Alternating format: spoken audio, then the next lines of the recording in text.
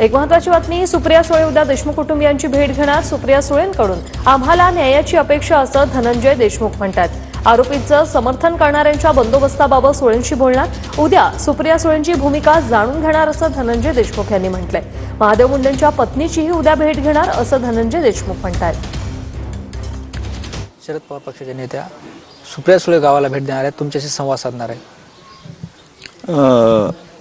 आपल्या जिल्ह्याचे खासदार बजरंग बाप्पा सोनवणे यांनी फोन केला होता की सुप्रियाताई 18 तारखेला सकाळी 9 वाजता इथे येणार आहेत, सांत्वनपर भेट घेणार आहेत, असा आम्हाला निरोप आलेला आहे। जवळपास 13व्या दिवशी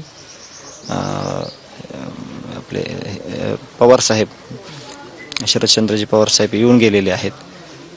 वेळोवेळी त्यांनी मुख्यमंत्री साहेबांना पत्राद्वारे फोनद्वारे या घटनेचा फॉलोअप घेतलेला त्यांनी सोशल मीडियावर आलेला आहे आणि सगळ्या स्तरातील सगळे लोक न्याय कसा भेटेल, आरोपीला फाशी कशी होईल या संदर्भात गांभीर्यानं ही भूमिका पार पडत आहेत।